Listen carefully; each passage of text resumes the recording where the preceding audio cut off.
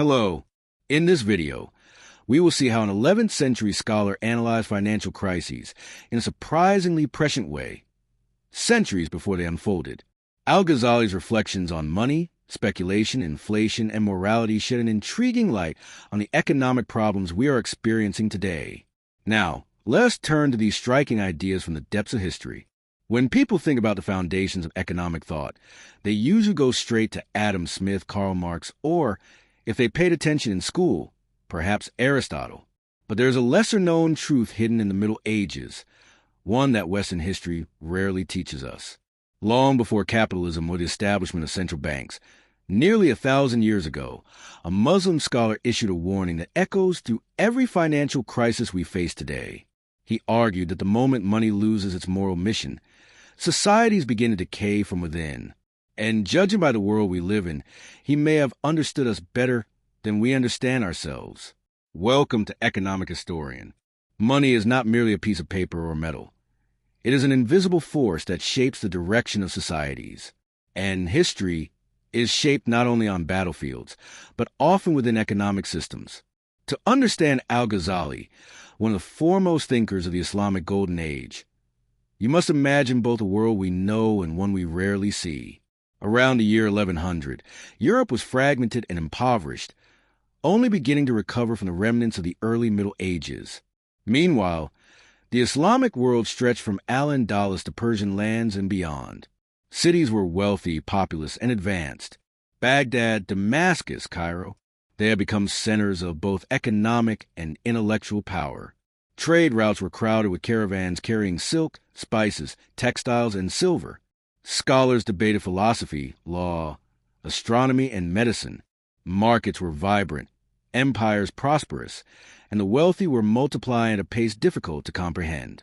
In this world, where trade was expanding rapidly and inequality was growing, there emerged a scholar named Abu Hamid al-Ghazali. He was at once a philosopher, jurist, theologian, and critic, a thinker capable of explaining both the purpose of the soul and the purpose of monetary systems. Born in 1058 in Persian lands, he quickly drew attention in intellectual circles. By his 40s, he had assumed one of the most prestigious teaching positions in the Islamic world.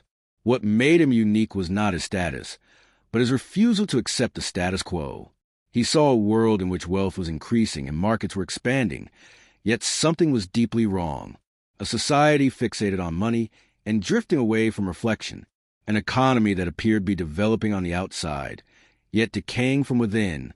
You do not need to look far to see its modern parallel. Al-Ghazali began asking the question most people did not dare to ask. What happens when a civilization chooses to fill its pockets instead of its mind? To find the answer, he turned directly to the concept of money. Western audiences are often most surprised by this part. Al-Ghazali's intellectual depth extended far beyond theology. He was among the first philosophers to analyze money from both moral and systemic perspectives. Aristotle viewed money as a practical invention. Later economists examined it mathematically. But Al-Ghazali examined the psychological and spiritual effects of money on society. He explored how money influences behavior, incentives, trust, and ultimately the fate of states. To understand his economic thought, one must first understand how he viewed money at its core. For Al-Ghazali, money was not something to be worshipped, hoarded, or displayed as a status symbol. It was merely a tool and instrument that facilitates exchange. He likened money to a mirror. A mirror has no inherent value. Its worth lies in what it reflects. Money is the same. Its power lies not in gold or silver, but in enabling people to trade, produce, and cooperate. Modern economists think in much the same way and apply similar principles today. Yet Al-Ghazali had articulated this in the 11th century at a time when much of Europe still regarded wealth primarily as land or plunder. From this came one of his most important insights. Money that is hoarded and not put into circulation becomes functionless. According to him, money locked in chests, hidden in rooms, or buried in gardens was not only useless, it was destructive for states. Wealth that does not circulate cannot sustain life. Workers cannot be paid. Trade cannot continue. Families cannot grow. Economic vitality freezes. He likened it to the blood of society congealing. But greed was not the only problem he identified. His argument was systemic. When the wealthy hoard money, poverty emerges not because resources are scarce, but because circulation stops. Prices become distorted. Markets collapse. People suffer losses. This critique led to another major insight. Speculation severely damages trust. Al-Ghazali was sharply critical of merchants who artificially manipulated supply, distorted prices, or profited from crises. He did not see such predictive behavior as clever strategy, but as moral decline profit gained without contribution. Whoever profits from the suffering of others profits from barbarity, he wrote. And to him, barbarity was contagious. Once it spreads, it infects markets, institutions, and eventually the entire society. If this sounds like a commentary on modern financial bubbles, predatory lending practices, or crisis opportunism, it is. It was simply written 900 years ago. Yet Al-Ghazali did not oppose profit. He did not oppose business. He did not advocate monastic withdrawal or glorify poverty. He believed wholeheartedly in trade. He saw markets as necessary. He believed wealth could be both meaningful and noble. What he opposed was dishonest trade, deception, lying, concealing defects, manipulating information. For him, a market can only endure if its participants trust one another. When trust collapses, the economy soon follows. In this sense, he was among the first thinkers to explain without technical terminology what modern economics calls transaction costs, information asymmetry, and moral hazard. Another of his significant insights concerned the value of labor. He argued that work is inherently honorable, while wealth gained without labor is intrinsically dangerous. Money earned through effort builds character. Money obtained through manipulation corrodes it. Societies grow strong when people support one another. They collapse when people exploit one another. Al-Ghazali did not stop at criticizing individuals. He also offered one of the earliest critiques of how the state influences currency. In the Middle Ages, rulers, much like many modern governments, would debase gold or silver coins to increase revenue, effectively taxing the population through hidden inflation.